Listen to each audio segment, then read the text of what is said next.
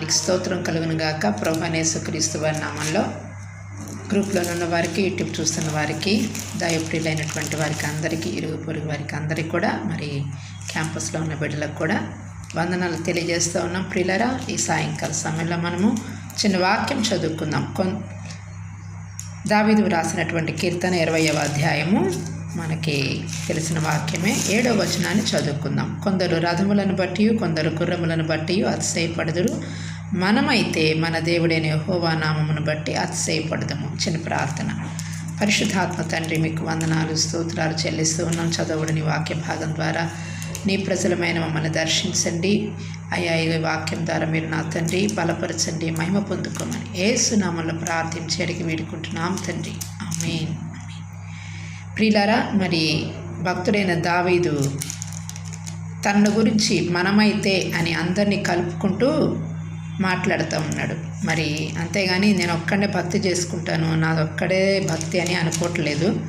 మరి అంటూ తను కొందరిని గురించి చెప్తా ఉన్నాడు. కొందరు రథములను బట్టి, ఆ రోజుల రథాలు ఉన్నాయి, ఈ రోజుల్లో కార్లు, ఇంకా రకరకాలైనటువంటి విలువైనటువంటి వస్తువులు ఉన్నాయి. కానీ మరి రథాలను బట్టి, గుర్రాలను బట్టి అతిశయపడతారు. మరి ఐగుప్తు గుర్రాలు ఎంతో శ్రేష్టమైనటువంటి గుర్రాలంట. మరి ఐగుప్తు ప్రాంతం నుంచి సొలొమోను కూడా గుర్రాలను తెప్పించుకున్నట్లుగా మనము చదువుతూ ఉంటాము దైవ గ్రంథంలో.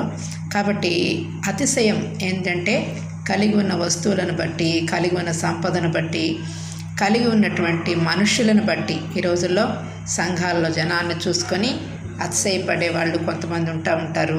మరి కొంతమంది వరాలను చూసుకొని అతిశయపడేవారు ఉంటారు. కొంతమంది మంచితనాన్ని చూసుకొని నేను చాలా నీతిమంతురాలని అని అతిశయపడేవారు ఉంటారు. కాబట్టి నీ నీతి, నీ భక్తి దేవుని ఎదుట మురికి గుడ్డల వలె ఉన్నది అని దేవుని వాక్యం సెలవిస్తూ ఉంది. అట్లాగని మరి దేవునికి అయిష్టమైనటువంటి భక్తి కాదు, కానీ నీకు నచ్చే భక్తి నువ్వు చేస్తే నీకే అతిశయం కలిగిద్ది. కాబట్టి భక్తి జీవితంలో అతిశయం తగదు. కానీ అపోస్తలుడైన పౌలు అంటాడు, అతిశయించడం తగదు కానీ అతిశయింపవలసి వచ్చింది అని. కాబట్టి ఎందుకని అంటే దేవుడిచ్చేటువంటి దర్శనాలు, దేవుడిచ్చేటువంటి వాక్కులు, దేవుడిచ్చినటువంటి ఆ వరాలు ఉపయోగించుకుంటూ ఉన్నప్పుడు అనేక మంది మేలు పొందుకుంటూ చెప్పేటువంటి సాక్ష్యాలను బట్టి హృదయానికి కొంచెం అతిశయం కలగవచ్చు. కానీ ఆ అతిశయము అతిగా ఉండకూడదు.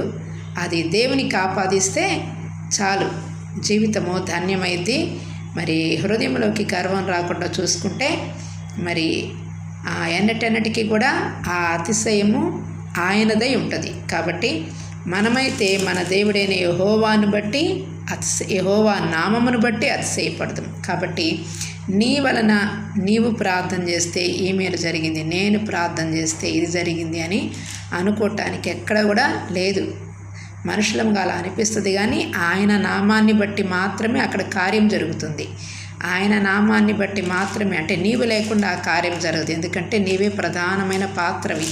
పాత్ర లేకుండా మరి మనుషులకి ఉపయోగం అనేది రాదు. కాబట్టి నీవు వ్యక్తివి, నీలో నుండి ఆయన ప్రవహిస్తాడు, నిన్ను ఆయన తన సాధనంగా వాడుకుంటాడే. కానీ నీవే ఆ మహిమను పొందటానికి మరి అర్హతని ఆయన కలుగజేసిన ఆ మహిమని ఆయనకు ఆరోపిస్తే మరి అది ఆయనకి మహిమ, ఆ అతిశయము ఆనందాన్ని కలుగచేస్తుంది. కాబట్టి దేవునిలో ఆనందిస్తూ మహిమని ప్రభువుకు ఆపాదిస్తూ క్రీస్తులో మన జీవితాన్ని కొనసాగించటమే మన అతిశయం. ప్రియులారా, మరి ఇంకా అంటా ఉన్నాడు.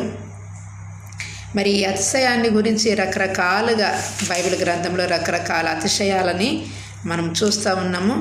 మరి భక్తుడైనటువంటి పౌలు గలతీయులకు రాసిన పత్రికలో 6వ అధ్యాయము 4వ వచనములో ఏమని వ్రాయబడుతుంది? ప్రతివాడును తాను చేయు పనిని పరీక్షించి చూచుకొనవలెను, అప్పుడు ఇతరును బట్టి కాక తనను బట్టియే అతనికి అతిశయం కలుగును. ఒక వ్యక్తి ఎగ్జామ్ రాశాడనుకోండి, మరి ఆ ఎగ్జామ్లో మంచి మార్కులు వస్తే ఆనందము, అతిశయం ఎవరికి వస్తుందంటే నేను ఇంత కష్టపడ్డాను కాబట్టి నాకు ఇంత ప్రతిఫలం దక్కింది అని అతిశయపడతా ఉంటారు. కాబట్టి ఆ అతిశయము ఆ కష్టాన్ని బట్టి కలుగుతుంది. కాబట్టి ఇతరుని బట్టి కాక వేరే వాళ్ళని చూసి నువ్వు సంతోషించాల్సిన అవసరం లేదు, అట్లాగని దుఃఖపడాల్సిన అవసరం అంతకన్నా లేదు.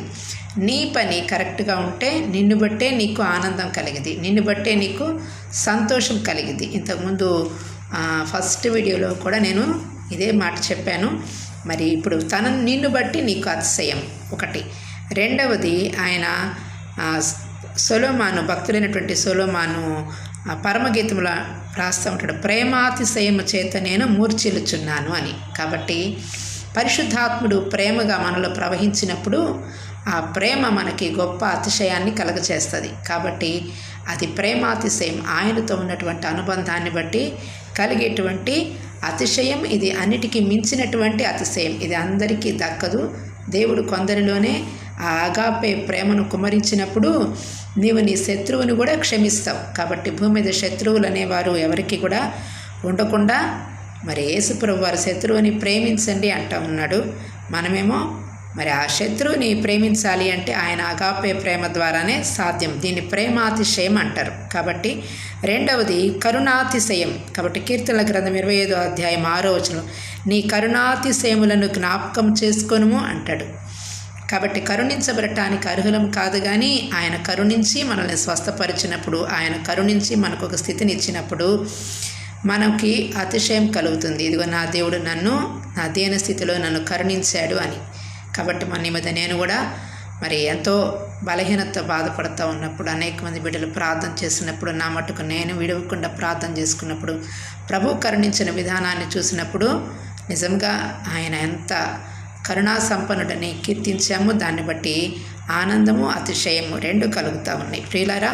మరి ఇంకొకటి కృపాతిశయం. 25వ అధ్యాయం 6వ వచనములోనే నీ కృపాతిశయములను జ్ఞాపకము చేసుకొనుము అంటున్నాడు.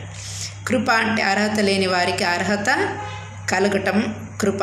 కాబట్టి మరి ఫెయిల్ అవ్వటానికే, సక్సెస్ అవ్వటానికి ఎక్కడ అవకాశం లేనప్పుడు నువ్వు దాంట్లో విజయం పొందుకున్నప్పుడు అంటే ఆయన కృప నన్ను ఈ స్థితిలోకి తీసుకొచ్చింది అని యేసన్న గారు అంటూ ఉంటారు. కాబట్టి ఏ స్థానంలో నేను పెట్టిన దేవుడు ఆ స్థానంలో ఉంటూ ప్రభువులు అతిశయిస్తూ ఆనందిస్తూ ఉంటే దాన్ని ఆయన కృపని జ్ఞాపకం చేసుకొని మరణం నుండి జీవానికి మార్చినటువంటి ఆ దేవుని కృపని జ్ఞాపకం చేసుకుంటూ దేవునిలో అతిశయిస్తే అది కృపాతిశయం. మరి ఇలాగా కరుణాతిశయము, కృపాతిశయము, ప్రేమాతిశయము, ఇంకా చాలా అతిశయాలు ఉన్నాయి. మరి అపోస్తలుడైన పౌలు దర్శనములను గురించి, ప్రత్యక్షతలను గురించి అతిశయపడ్డాడంట. 2 కొరింథీ 12:1, 2 కొరింథీ 12:6 అతిశయపరుటకు ఇచ్చయించాడని వ్రాయబడింది.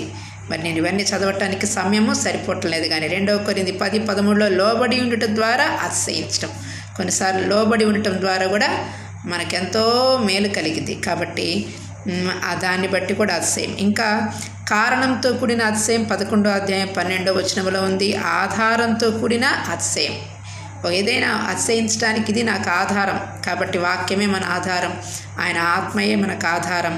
మరి అపోస్తలుడైన పౌలు 11వ అధ్యాయం 7వ వచనంలో 2 కొరింథీలో ఆధారంతో కూడిన అతిశయాన్ని మనకి వ్యక్తపరుస్తూ ఉన్నాడు. అవధులు లేని అతిశయం పౌలు గారికి. మరి 11వ అధ్యాయం 10వ వచనంలో ఈ మాట వ్రాయబడుతూ ఉంది.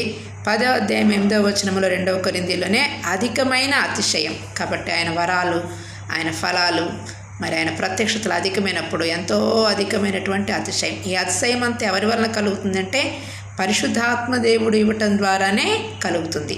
అంతేకాని మరి పౌలు గారి అతిశయాన్ని 2 కొరింథీ 11:5 వ్యక్తపరుస్తూ ఉన్నాడు. ఇంకా కొన్నిసార్లు బలహీనతల యందే అతిశయం. కాబట్టి నేను ఎప్పుడు బలహీనున్నో అప్పుడే బలవంతుడను. కాబట్టి మరి నాకు కూడా చాలా బలహీనత ఏర్పడిపోయింది, కానీ ఆ బలహీనతలోనే పరిశుద్ధాత్మ తండ్రి ఎప్పుడు మాట్లాడినట్లుగా 15 నిమిషాలు కంటిన్యూస్గా నాతోటి మాట్లాడి నువ్వు మనోహరమైన దానువు అని నన్ను పిలిచినటువంటి ఆ పిలుపును బట్టి నాకెంతో ఆనందము, సంతోషంతో కూడుకున్న అతిశయము కలిగింది. ఇంకా కలగలేదనే చెప్పాలి. అంత దూరం నేను వెళ్ళటానికి నా మనసును త్రిప్పుకోవటం లేదు, కానీ ఆనందం. ఇంకా 9వ అధ్యాయం 2 కొరింథీ 13వ వచనంలో మించిన అతిశయం. కాబట్టి ఇది కూడా దేవుని వల్లనే పౌలు గారికి కలిగినట్లుగా లోబడి ఉండే అతిశయము అని కూడా వ్రాయబడతా ఉంది. కాబట్టి ప్రియులారా, ప్రతివాడు తాను చేయు పనిని, మరి ఆఖరిగా ఆయన సిలువను బట్టి అతిశయం. గలతీయులకు రాసిన పత్రిక 6వ అధ్యాయము 14వ వచనంలో ఈ మాట వ్రాయబడతా ఉంది. అయితే మన ప్రభు అయిన యేసుక్రీస్తు సిలువేందు తప్ప మరి దేని యందును అతిశయించుట నాకు దూరమగునుగాక. ఎన్నిటిని బట్టి నువ్వు అతిశయించినా రక్షణ నీకు ఆయన సిలువ ద్వారానే కలిగింది కాబట్టి ఆయన సిలువను బట్టి ఎల్లప్పుడూ కూడా మనము ఆనందించే వారంగా ఉండాలి, అతిశయించే వారంగా ఉండాలి. ఎందుకంటే సిలువ లేకపోతే నీ జీవితానికి విలువ లేదు. క్రీస్తు సిలువలో వేలాడుట ద్వారా ఈ మంటి ఘటాలకి ఆయన మహిమైశ్వర్యాన్ని తీసుకొచ్చినటువంటి మహనీయుడు కాబట్టి ఆయన్ని బట్టి ఎల్లవేళ కీర్తిస్తూ సిలువ యందు, క్రీస్తు యందు, ఆయనలో మనం చేసే పని యందు అతిశయించుటకు పరిశుద్ధాత్మ దేవుడు మనకు తోడై ఉండి నడిపించునుగాక. మే గాడ్ బ్లెస్ యు ఆల్. మరొక చిన్న ప్రకటన. ప్రేమ సహవాసం సిస్టర్స్ అండ్ బ్రదర్స్ గ్రూపు అది రన్ కావటం లేదు. దాంట్లో చిన్న పొరపాటు నేనే చేశాను ఎగ్జిట్ కొట్టేసరికి. దాంట్లో అందుకని కొత్త గ్రూపు ప్రేమ సహవాసం అని క్రియేట్ చేయడం జరిగింది.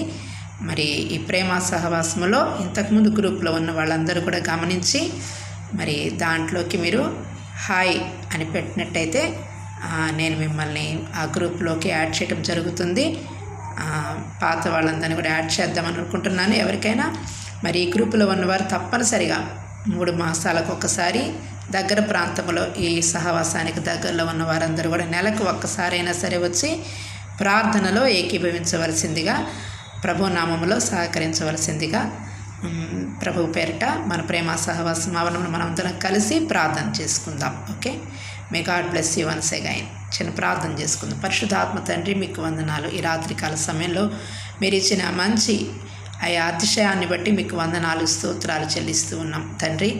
అయా ఇదిగో నా ప్రభా, మీరు ఇచ్చినటువంటి మంచి ప్రసంగాన్ని బట్టి మీకు వందనాలు. దీవించండి, ఆశీర్వదించండి. విన్న వారందరినీ నా ప్రభా మీరు ఆశీర్వదించండి. మీ కరుణాతిశయానికి, మీ ప్రేమాతిశయానికి, మీ కృపాతిశయానికి, అయా మీ సంతోషాతిశయానికి, ఇంకను నా ప్రభా మీ సిలువను బట్టి మేము అతిశయించుటకు, మమ్మల్ని బట్టి మేము నా తండ్రి నీలో నా తండ్రి అయా నీ పనిలో మేము కొనసాగుతూ అతిశయించగలిగే గొప్ప భాగ్యం కలుగచేసి నాయన ప్రభా నీ పరలోక భాగ్యాన్ని మాకు అనుగ్రహించి అన్ని విషయాలలో నమ్మదగిన వారిగా మేము ఉండటానికి మీరు మాకు తోడుగా ఉండి సమస్త ఘనత, మహిమ, ప్రభావములు నాయన మీరే పొందమని మీ ప్రత్యక్షతలను బట్టి మీకు వందన స్తోత్రాలు చెల్లిస్తూ యేసు నామములో ప్రేమ సహవాసములను బిడ్డలందరినీ దీవించవలసిందిగా వేడుకుంటున్నాం తండ్రి. Amen, amen, amen. May god bless you.